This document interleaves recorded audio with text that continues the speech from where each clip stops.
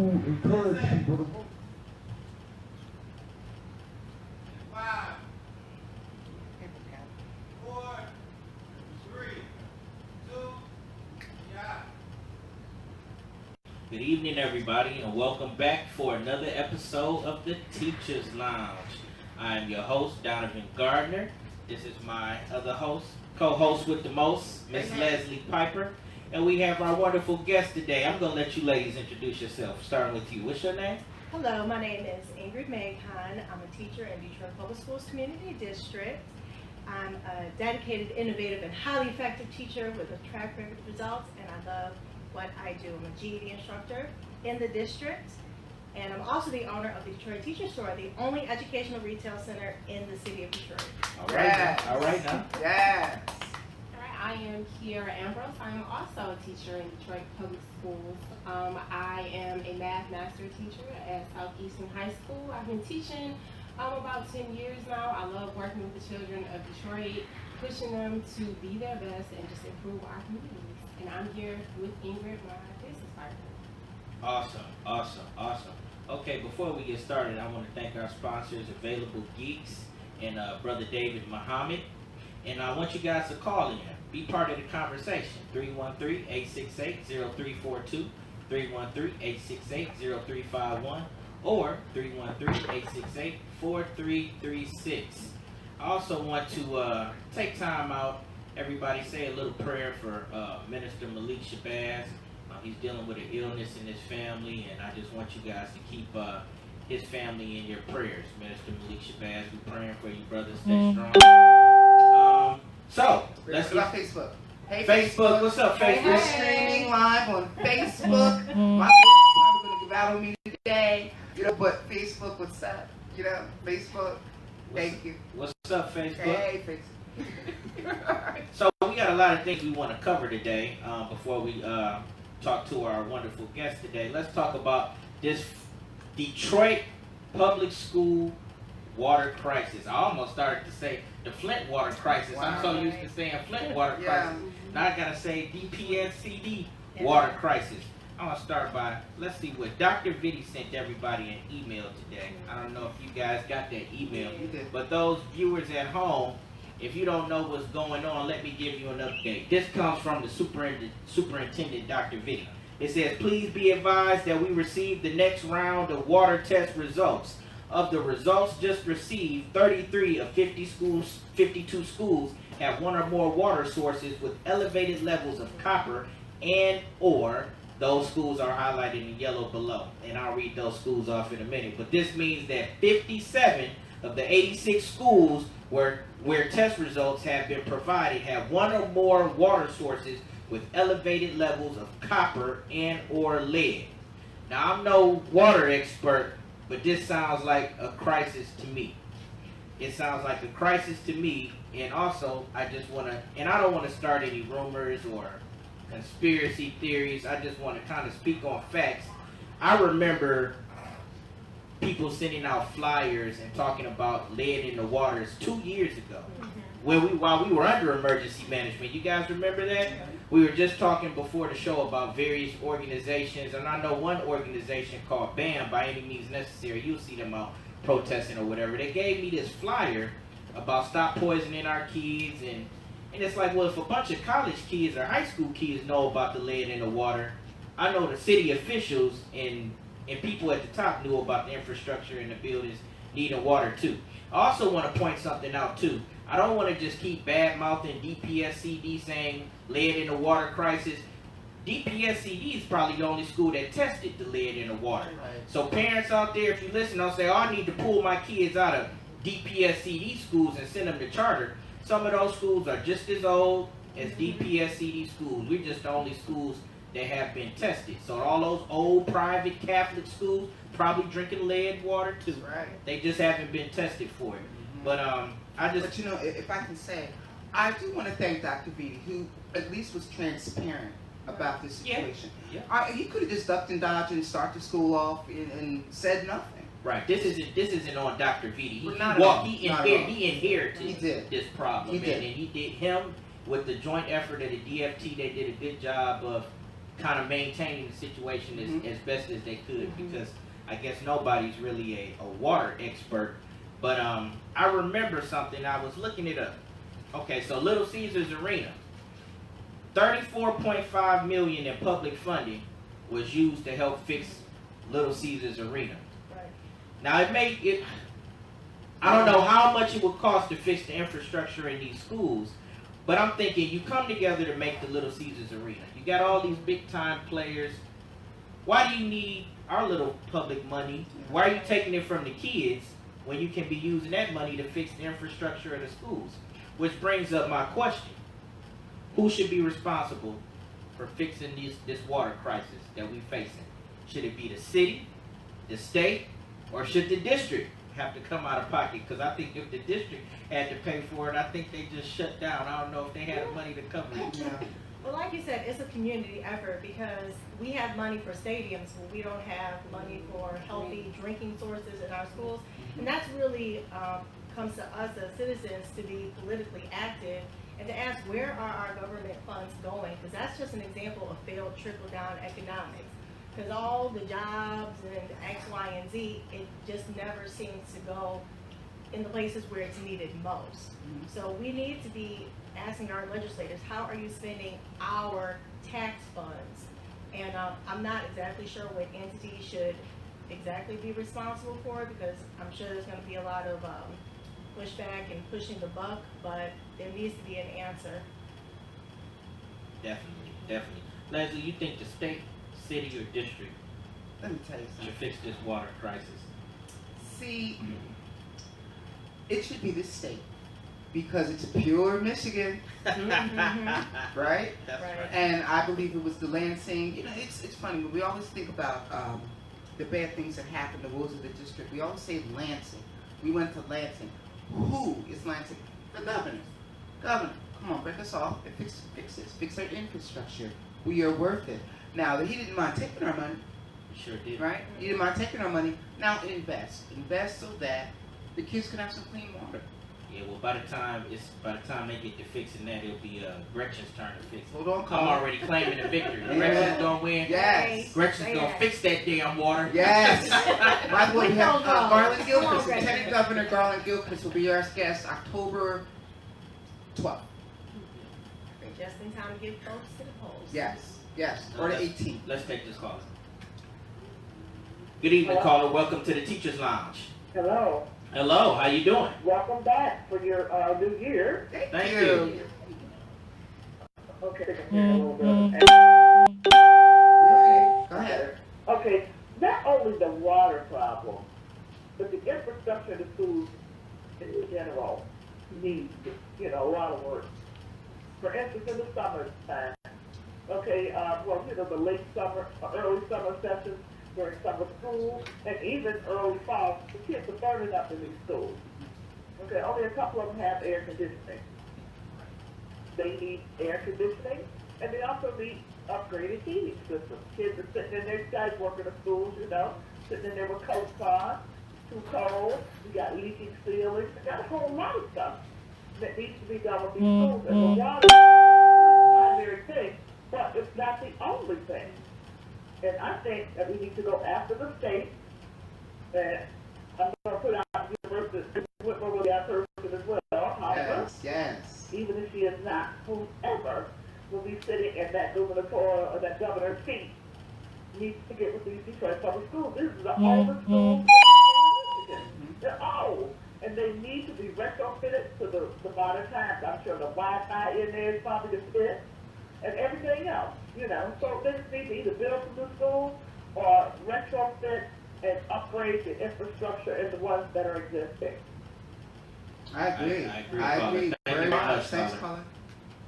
caller. So both of you are Detroit public school teachers, correct? Correct.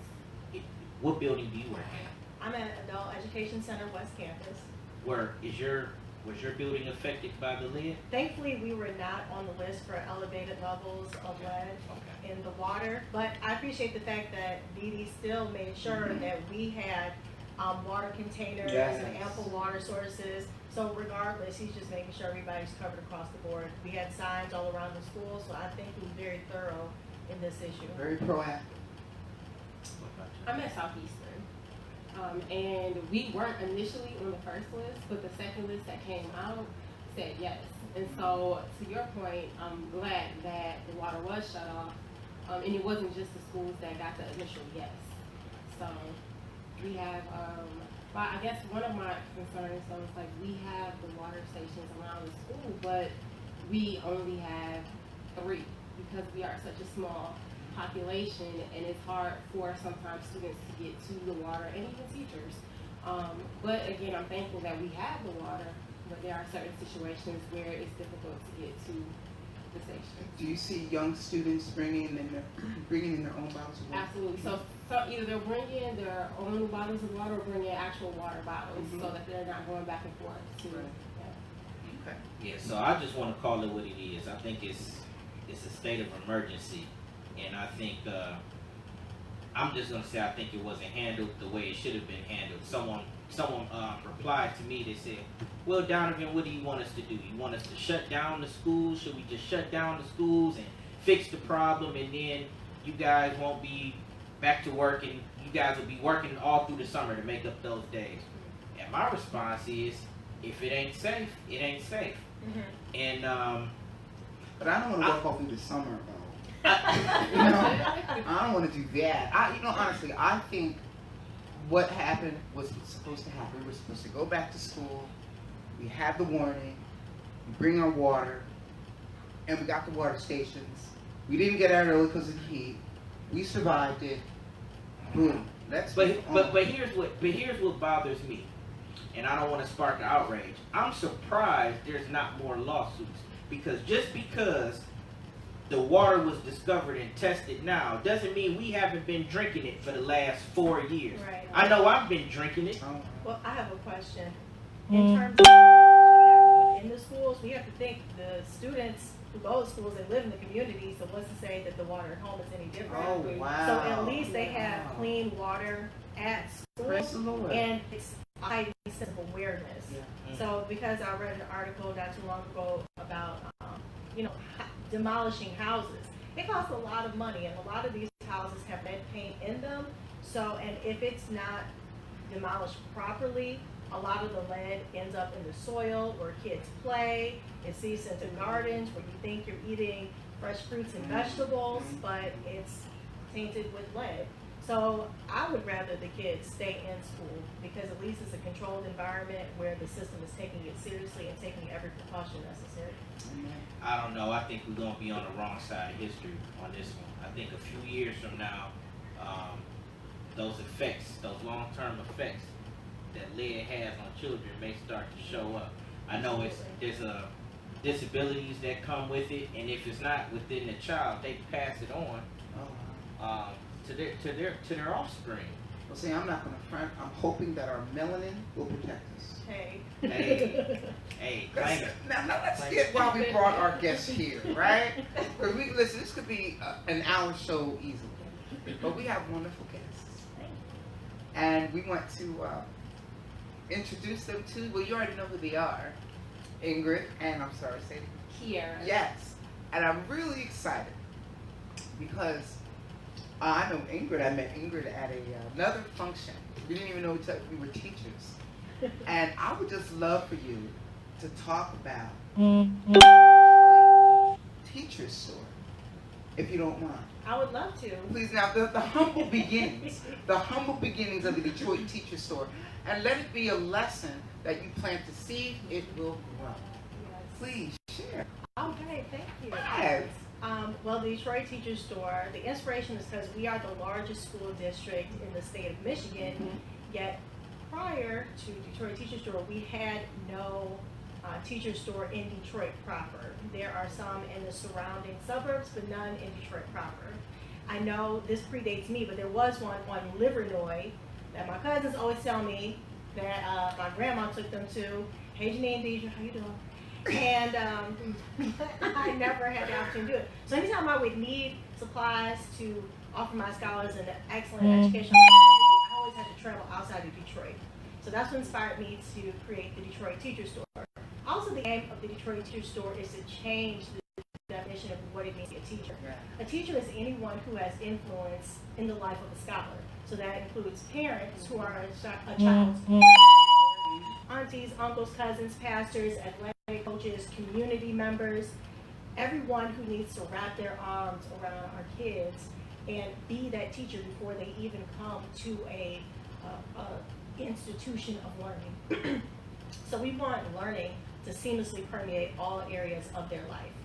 And my humble beginnings, I started off in sidewalk sales. Y'all remember outside Kids Kingdom. Hey Danielle, Wow. She helped me establish myself, and also the Nest on the east side. It's called the Nest Community Learning Center. Hey Bess, hey Nefer, Hey. everybody there. Hey. And whenever I had my sidewalk sales, they would always ask, do you tutor, do you tutor, do you tutor? And I'm like, oh wow, I'm going to be working full time and trying to establish the store, so I'm not going to have time. So then I thought, okay, who can I reach out in my network? And of course, the first person came to mind was Kiera, because she's so humble. She didn't even tell all of her accolades. She was honored at Little Caesars Arena through State Farm. She won a grant through because of her activism in the community. They said she won by a record number. Like, they had never had anybody just sweet as she did. She was recognized by the NAACP, Mix 92.3. So she's a master teacher in Detroit Public Schools Community District, and it's just natural. I knew she was going to do it. She and I have known each other about, I don't know, like 18 years. Through mutual friend. Hey, Nikki. Hey. But so you know what I appreciate about your story? You didn't mind humble beginnings. When I'm hearing you say a sidewalk sale, you know, and it's like, oh, you're out there with a sidewalk, people see you, and people driving by, hey, it's not Miss Macon, she out there panhandling, you know. That's what some people will think, she out there change, you know. And at the time, this was probably 2014, maybe? No, this was, my first day was May 26th of this year. This year, for the pop-up? For the pop-ups, right. Wow. You know, because I know when I first met you, it was, listen, Michigan and Detroit, they were not teacher friendly. Right. And we were both trying to get a side hustle because the pay was so dismal, right? And I just love that the little mustard seed that you planted has expanded and has grown. And so now, didn't you win $5,000? I did. See, can you please talk about that? Okay, yes. So I was involved in 2 entrepreneurship programs. One was from Build Institute in Detroit, and the second was through, it's called Retail Boot Camp in Tech Town, Detroit. So in preparation for the course, you have to give your 2-minute speech, your 2-minute elevator pitch, they call it. And so at the end, I was chosen by the panel to win $5,000 as seed money, so that was exciting. So we started off with the sidewalk sales, and now we have our permanent location, 18040 James Cousins, Suite 6, Detroit, Michigan, 48235. It is on the Johnson Service Drive between 6 and 7 Mile on the east side, so on the same side as Hartford Memorial Baptist Church. And inside Detroit Teacher Store, you can also receive the services of Pedagogue Genius, and its pedagogical strategies that are simply genius. Kiera is my business partner for that, so I'll let her talk more about that if she wants to. Say that address again. Yeah. We got to write this down. 18. Help support black business. Yes. 18040 James Cousins, Suite 6, Detroit, 48235. It is on the John C. Lodge Service Drive between 6 and 7 Mile on the east side. So it's on the east side of the service drive. We're on the west side of Detroit, but on the east side of the service drive. So the same side of the service drive as Hartford Memorial Baptist Church. I say that because I grew up there. There was a pastor or one of the associate pastors there, so I have fond memories there. Don't go to Office Depot. That's right. No, but here's the thing. We don't sell, Office Depot and Detroit Teacher Store, we don't sell the same things because you're not going to find the high quality educational resources that scholars need to propel their educational experience. So we brought some samples, maybe we'll get to those. Oh yeah. We'll Fraction tiles, geometric shapes that explain surface area and volume, classic questions on the ACT, SAT, and our students struggle with those because they don't have the opportunity to put their hands on it. Okay, I'm gonna let Kiera go. But what's great about the teacher store is that it's a place for the community to kind of come together and rally around education. You know, we don't really have those manipulatives at the other stores that you go to. And by manipulatives, I mean things they can touch, they can see, because a lot of times they sit and they just listen all day. We don't do enough touching and feeling. And so this offers an opportunity for parents, even if they want to support their students, to kind of come in and see what exactly they can get. And then talk with the both of us and, you know, kind of stretch their thinking a little as well. And so one of, Ingrid spoke to Pedagogenius, which is the other business that we both operate. And what that is it allows us to work in 3 different capacities. So we work with parents, we work with students, and we also work with teachers. So we know that it takes a village, so why not feed into the village? You know, with our parents, we've done a couple parent academies where we talk about supporting the students in the classroom. Parents, kids come home with this homework, I don't know how to help them. How do I help? So we offer some services to parents. This is what you can do at home. These are the questions that you can ask. This is what you should be thinking while you're working with your scholar at home. So that's one aspect. I think that's so important because what's come up in our staff meetings, you know, teachers will say, oh, the kids aren't studying. And our principal would say, we have the best leadership at my school. You know, but they humbly said, well, you may have to show them how to study. You know, a lot of the kids, they don't know how. You know, especially if they never saw a parent do it. I saw my parents reading books, you know, circling things in books. And that's what I did when I started studying. You know, I imitated. But, you know, if the kids don't see that, then yeah, we as teachers, we have to show them how to study. And I love the fact that you mentioned concrete manipulatives. Because I'm a whole brain language enthusiast. I believe the best way for students to learn, and you have to touch it, smell it, hear it, shake it, absorb it, you know, just be all up in it, you know, become one with it, yeah, grind on it, all of that, you know, and I just love, you know, I just love that you know that, and you tell the parents, especially, this is what you should be thinking, this is what you should be saying to your children to help them study. Those things are so important. Absolutely. So we. No, I was going to ask you about a success story with the parents, because so many parents, they get the homework and they're like, oh, what is this? Oh, yeah.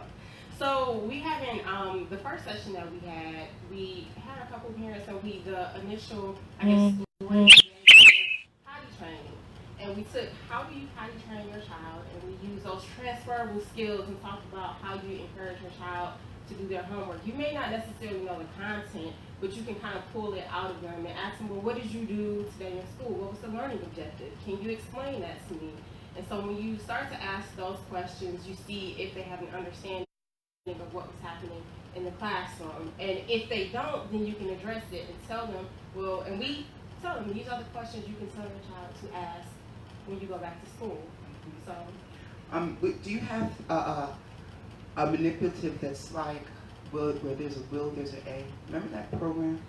And it trained little babies, little 6-month-old, and they're saying, you know, they can't talk, but they know what arms are and legs are, you know, and they know shoulders and all of that.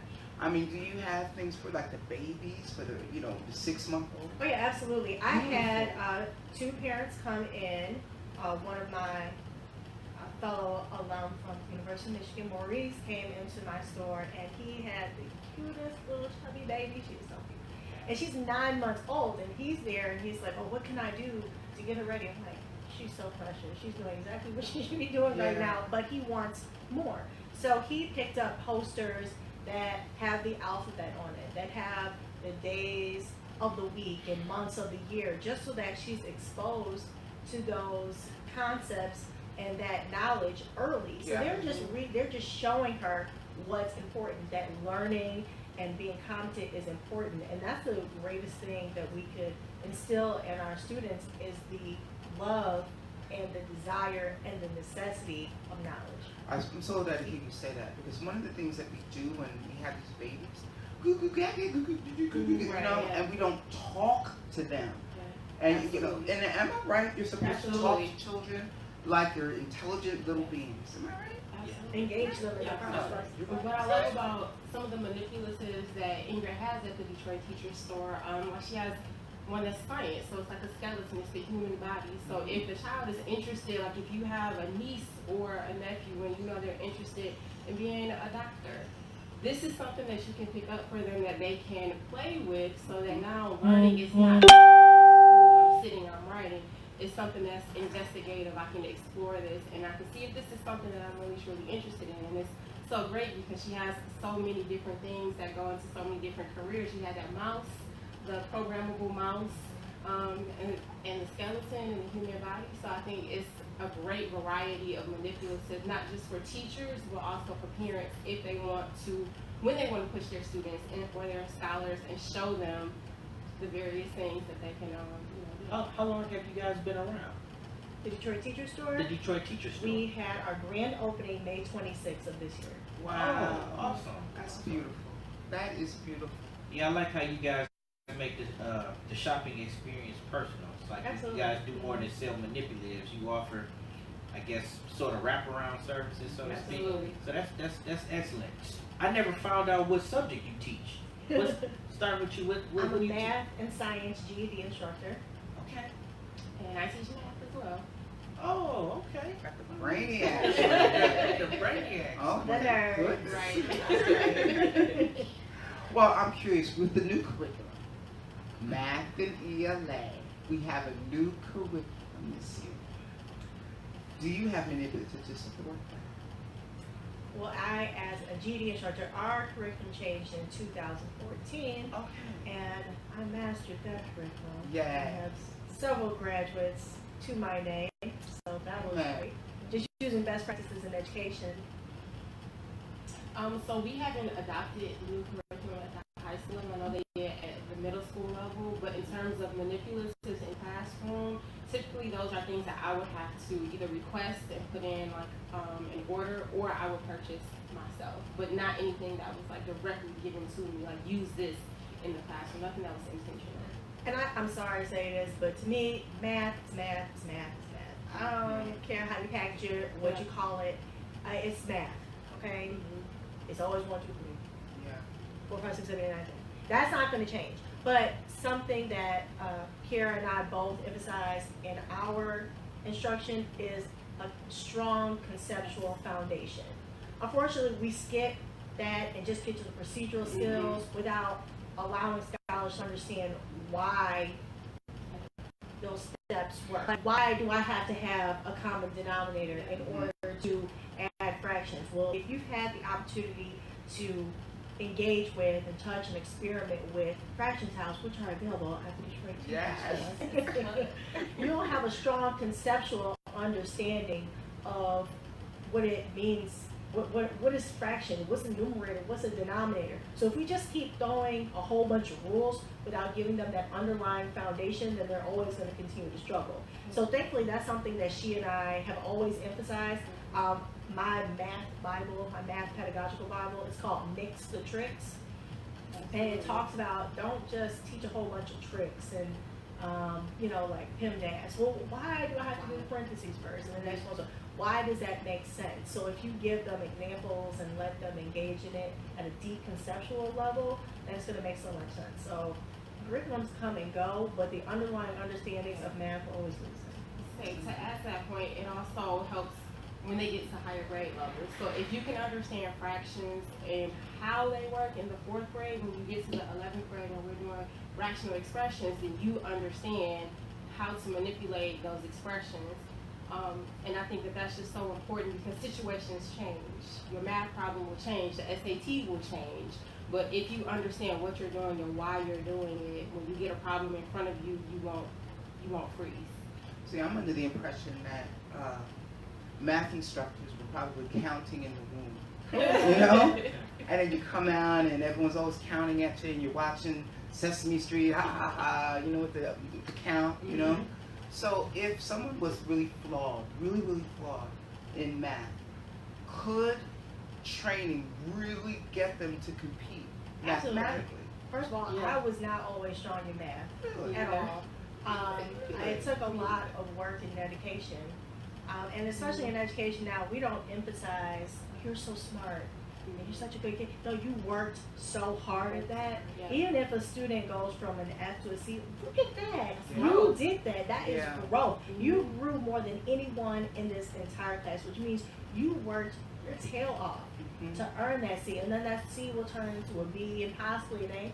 But when I started off in undergrad, I always knew I wanted to be a teacher. And, but I didn't actually go to the College of Education in undergrad. I didn't decide to officially become a teacher until my senior year. So I went to a program similar to Teach for America. It's called Baltimore City Teaching Residency, something like that. But I applied, but eventually I went back to Michigan to get my master's degree. But anyway, in order to get into the program, you had to have a B in calculus. And I had taken it my freshman year. By then I was like, okay, C's get degrees. Yes! So I had a C my freshman year in calculus. And so they said, okay, well, you have to take that calculus course again. I said, okay. So my senior year, I'm taking calculus. I'm like, I already took this class before, I'll be fine. And my girlfriend was in class with me. So we're playing around. We're going to Buffalo Wild Wings on Tuesdays. They have off, all that good stuff. So yeah, so we're having a great time. I'm like, I already took this class. It's going to be cake. It's no big deal. And so the final grades came out, and I had a B minus. Oh, wow. So I called them. I'm like, I have a B minus. Is that okay? They're like, no, you need a B. So I had to take it after I had already graduated, across the stage and everything. I had to take it during summer school. I'm sitting up in the front. I'm not talking to anybody. Yeah. Me and my professor, we have eye contact. I had his phone number, all that good stuff. So I had to learn how to be disciplined. So that third time, I had an A minus. You started paying for that class too. That too. Yeah. It's funny that you say that because when I went to school, my initial major was English and math was my minor.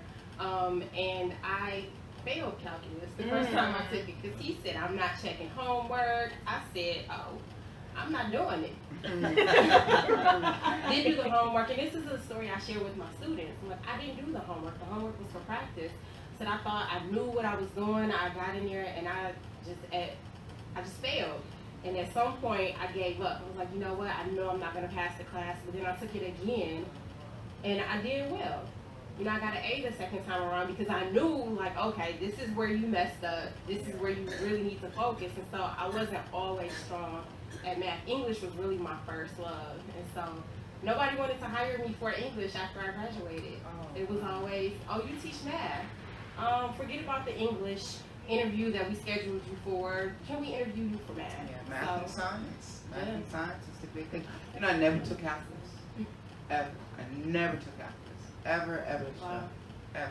I don't even know what a calculus thing looks like. You know? It's just rate of changes. That's it. Really?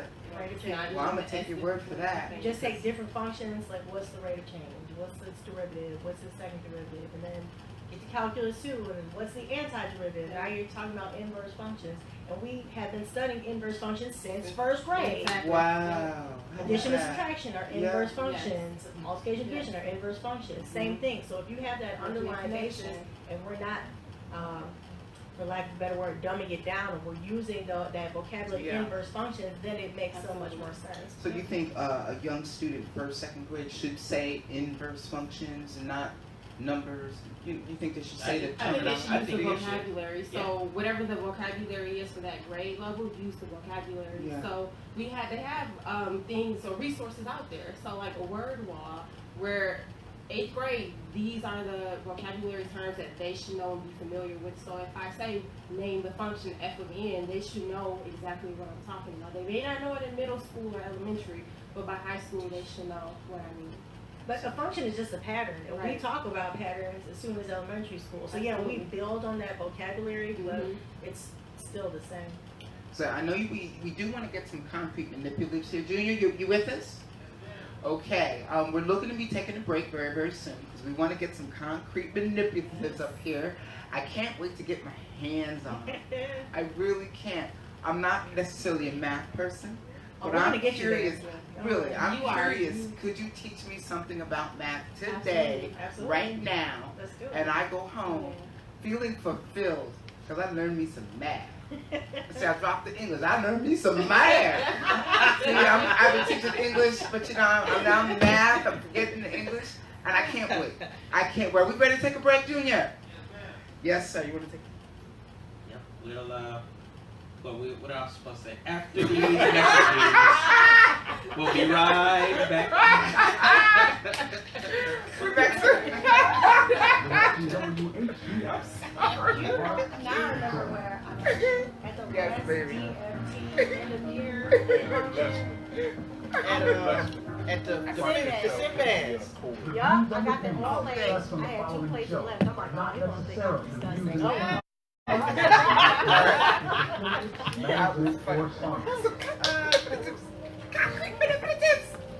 Okay, Kim, you want to do the fractions? I'm sorry, I just want to say goodbye because you have the right angle, and I'm Yeah, but sometimes when Junior said we're going on break, and we say, okay, we're going on break, and then we're still standing there looking at the camera. Is this mic on? Is it on? Yes. So I didn't know. Like, I was waiting for the Junior to give us the countdown. I Like, know, okay, right? we're going on break in 5, 4, 3, 2. Here can do the initial one, and if we need more, I have some. Okay, let's just do it. I'm putting it in your hands. That's kind of, yeah, I'm gonna just do something fun.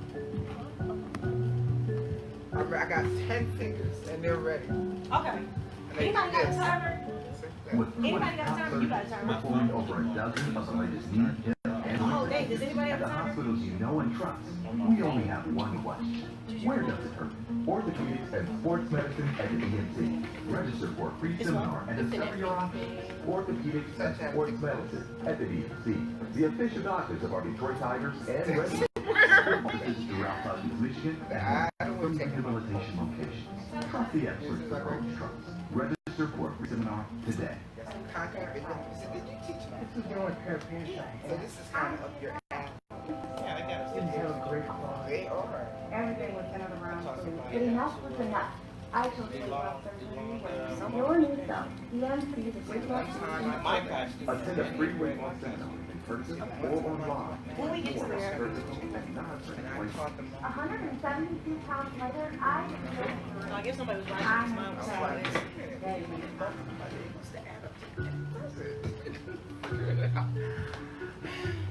So it was like a 10-minute math lesson and we did reading. Oh my God. Yeah, I told you. But I was in Philly, okay? Yeah.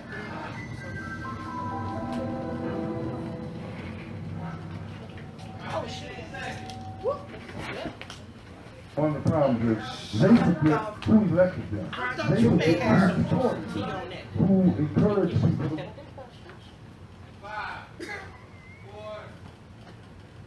3, 2, yeah. All right, everybody, welcome back to the Teachers Lounge. We have our wonderful guests, the owners of the Detroit Teacher Store. They brought some manipulatives for us, and I'll let you guys take it from here. So the first manipulative that I'm going to show are fraction tiles, and they're magnetic. And so what's great about these is you can use these on the refrigerator at home. We also have some that are not magnetic. So what we would use these for, I'll show you. So we have 1/2 plus 1/3. So for students to really understand what that means, we show these, right? So we have 1/2 here and 1/3. So we asked the question, can we add these together? Can we really compare these, or can we add them together? You see that we can't. If I were to just try and add them, what is that really? So one of the things that it reinforces is the idea that we have to have a common denominator. So how can I redo 1/2, or how can I make 1/2 and 1/3 the same so that I can compare them? So we have a common denominator of 6. So we have 1/2 is the same as 3/6. And 1/3 is the same as 2/6. So now that they're actually the same size, we can compare or add them together. When we add them together, 1/2 plus 1/3, you see how many sixths do we have? We have 1, 2, 3, 4, 5 sixths. Now typically, I've seen students do this. 1/2 plus 1/3 is 2/5, and that's not correct. And so what we've done. So it's really easy for them to see, okay, so, last year when we were doing whole numbers, 1 plus 1, that equals 2. 2 plus 3, that equals 5, so 2/5. And students are going to continue to believe that this is true and be very reluctant to try to find a common denominator until they can actually put their hands on it and touch it and experience it, all these other things that Liz was talking about. So if I say 1/2 plus 1/3 and they're thoroughly convinced that it's 2/5, well, I can allow them to make mistakes. That's fine. They're experimenting. It's their hypothesis that 1/2 plus 1/3 is 2/5. But I can put 2/5 here and plainly see that this quantity is not equal to this quantity. So we have to let them have the opportunity to discover that for themselves instead of just telling them, no, that's not the rule, that's not how you do it. This experiential and inquiry-based learning. And that allows us as teachers to have conversations with the students. So even when we start to compare fractions, how can we tell that 2/5 is not the same as 5/6? And so I love that this allows them to actually see what happens when I add them together. So I love the different colors, the different shape. I mean, they're all square, but some are larger than the other. I like that, and it makes it visual. You know, so it's speaking to me. I want to touch it. I can see it. The colors are, you know, dancing in my eyes and it's in my brain. I mean, that's wonderful. That's really beautiful. Can I touch it? absolutely. I want to feel it. So it's great for visual and tactile learners because some students just memorizing a whole bunch of rules. It's boring, it's confusing, it's frustrating. And they So don't learn like that. that's not how they learn. So we want to take the frustration out of the learning experience so they can fall in love with learning again. Now, I'm curious.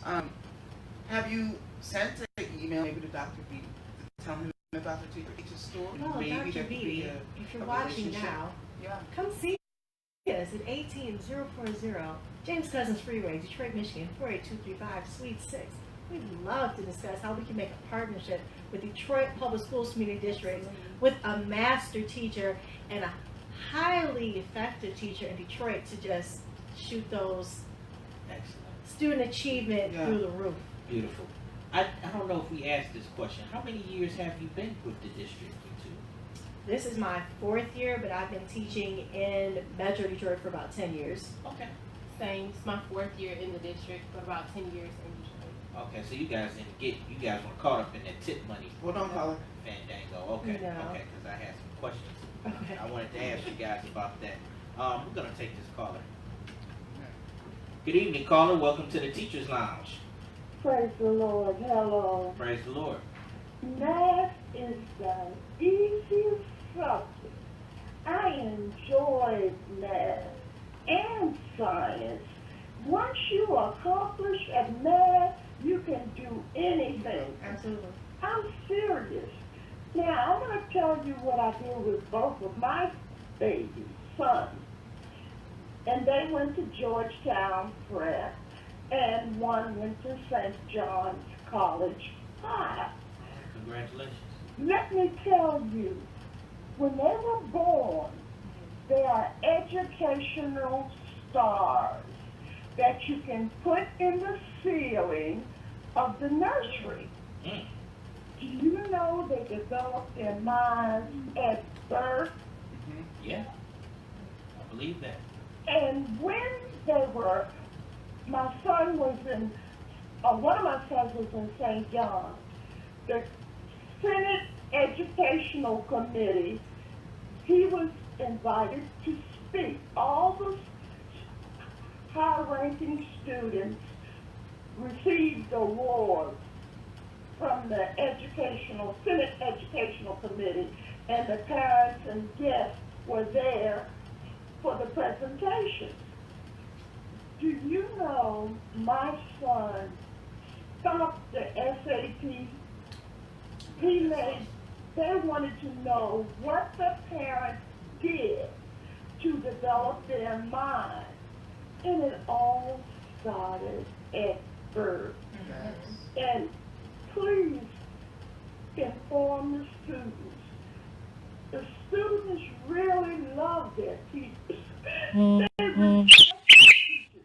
I even have a teacher that went all the way to college with me. And I'm telling you, you have a superb job.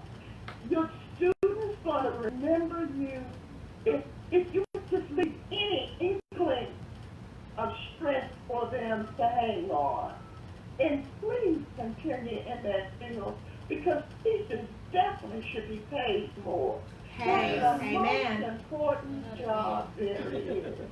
And thank you for taking my call. God bless you. Thank you. Well, I'm just thinking about Dr. Good caller. Welcome to the Teachers Lounge. Yeah, how you doing? All right. How you doing, brother? All right. Okay. My name is Otis Miles from Allentown in Southwest Detroit. And I love it. I love these two young ladies up here, creative mentally and academically. Yeah. Because math was my specialty. And my mother, someone told me years later, not long ago, when I was teaching at Central, the reason why I love math was that when I'll be 63. And so there was this thing called New Math. And my mother was a stay-at-home mom, and so she would go to the school. And when she came back and found out what homework we had, she would take me and work the New Math by myself. Someone said that's the reason why you love math, because you had 4 brothers and sisters. You got to spend that sole time with your mother. And for that, I tested out of Wayne State math, just 2 maths, my first attempt at engineering, and passed and treated calculus high school and high school. So I do agree. And one thing what I found out, I'm going to say this, my wife was an English and reading teacher in the house. So she would have us read and every Saturday.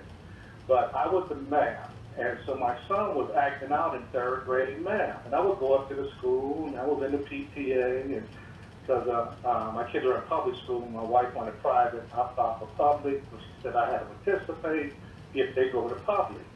And so the teacher I saw his grade when he brought home. I was like, well, what's going on?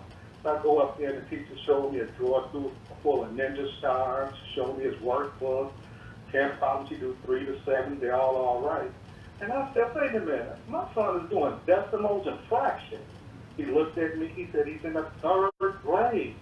And I go, so? He said, you made math boring to me. And so I was wondering, because I tried to get them put in the 4th grade math, they didn't do that for elementary kids. So we ended up sending our kids, nieces and nephews, to Mary Grove Kitty College. You know, and they had to stay on him for the next 10 years trying to get him to college at all. So my kids are scholarship kids, not here. But I didn't realize you could make a child math boring if you had a bit more advanced in the grade that they were in. That's the prize. Thank you. Thank you so much. Yeah, he's right. If kids are bored in the classroom, you know, they'll act out, they'll do things they're not supposed to be doing. Yeah, my thing about math is making the student believe that they can use this somewhere in life. Yeah. Like I was teaching a Maikai kid today. He's an 8th grade Maikai student, and I was teaching him 3-digit multiplication. And when it came to, I think the problem was it was like 15 times 3. And this young man has a job. So I said, okay, so if somebody gave you $15, they gave you another 15, how much would you have? He said 30. I said, okay, if someone else come give you another $15, how much would you have? He said 45. Now, I said, okay, well that's 15 3 times, and he got it. Yeah. So when he saw the numbers, I guess it just clicked in his head. It just worked for him because he sees, okay, is this pertaining to money? I can use this in real life. But then when you get to the harder maths like the trig and algebra 2, can you ladies explain calculus?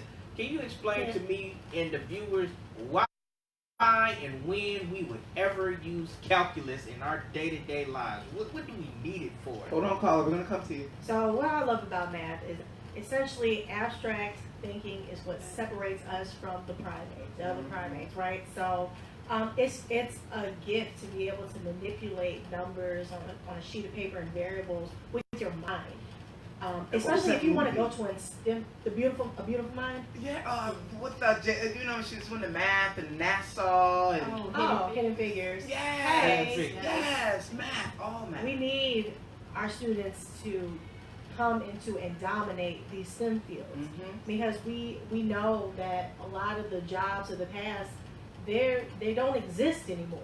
So we need to prepare our scholars to think into the 21st and 22nd century, because we need to be ready for it.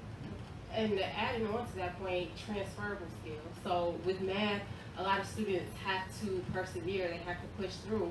It's problem solving, so I have to come up with a plan in my head. How am I going to attack this problem? I try it, it doesn't work. My answer doesn't work. I got to go back and check it. We do some stuff. So at the very core, we're teaching critical thinking and problem solving. And so that looks different depending on what situation you're in. So if you're not going into a STEM field, you may not necessarily need calculus, but you still need those transferable skills that you learned in the math class, that grit, that perseverance, critical thinking, and the problem So I'm a solving. high school student.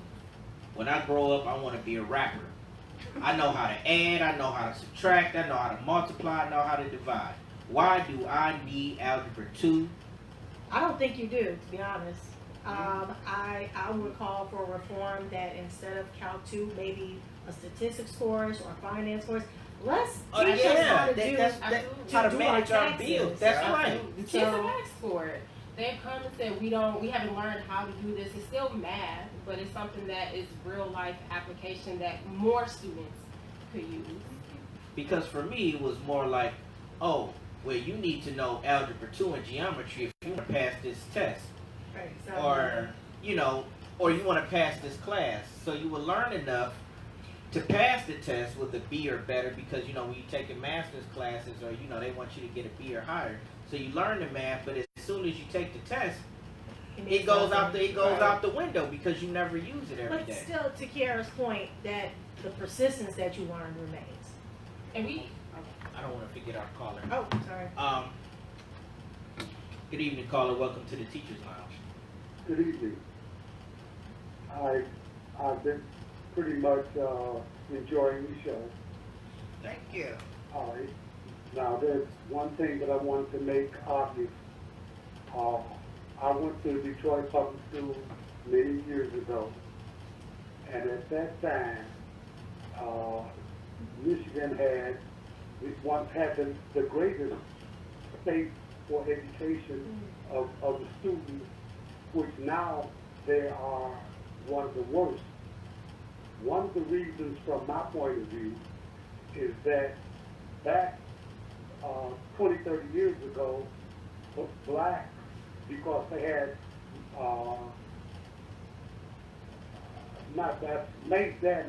master's degrees, because the number of blacks who had masters, it brought up the education level in the state. One. Two, I've noticed that blacks and whites do not learn together. They don't. There's a separation of the mind. And the last issue, and I wish that I listen next week and hear the answer to this. And my problem is this.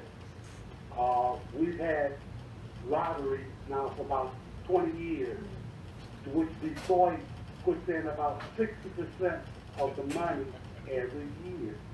So within the last 20 years, we're putting in Detroit about 10 to 12 billion dollars. Where's the money? Where's the schools? Where's the education? That money should be used to fix the infrastructure of the schools. Where is it? That's right. Again, It's in we lost Lansing's about pocket. $10 billion that has not gone to the public schools, and nobody's asked, where is the money? Now let me ask you, caller, who should be doing the asking? Well, now here's your problem. You know what? Back when I was coming up, black politicians and preachers had a position. Now they have no recollection, no memory, no nothing. There's nobody fighting for the public schools. Well, that's not true. I mean, we were fighting. That's not true. tell me where I'm wrong. You got the worst schools in America right now. $10 billion that you can't find. So how am I wrong? Well, sir, to say no one is fighting for the public schools. I don't mean a handful, sir. $10 billion, and we have nothing from the schools. Why? That's a good point. See you next week. Okay, please, thank you. Oh, man. Yes, sir. For my voice. I'm not a guy, okay? We short on time. Very quickly, caller, welcome to the Teachers Lounge. Oh, great show. Always, I always love chiming in and listening to your program. You always have the bestest of the guests. I'd like to add, if we're talking about math and science. We got 2 minutes, caller, so we got to get you Okay, down. we're talking about math and science, and we're talking about where's the money. If you look up the CASA, CASR, that's the Comprehensive Annual Financial Report. If you get some outsiders to do an audit on those financial accounts, you will find out how they're stealing your tax dollars that's supposed to support your school systems, your cities, your federal. All those different accounts are being hijacked into investments offshore and used to pay your politicians and your pimps from the pulpits off. Thank you for taking my call. Oh, wow, thank you. Call back next week. I like that. Well, Yes. Okay, well, as you see, it goes down. I'd like to thank our wonderful guests, Ingrid. and Kiara. From the Detroit, so you want to get that address really quick. Detroit Yes. Teacher Store, 18040 James Cousins Freeway, Detroit, Michigan, 48235, on the John C. Lodge Service Drive between 6 and 7 Mile. And you can also see the services of Pedagogue Genius, pedagogical strategies that are simply genius. okay, all right. Well, guys, thank you for tuning in, and we'll see you next week for another wonderful episode of the Teachers Lounge.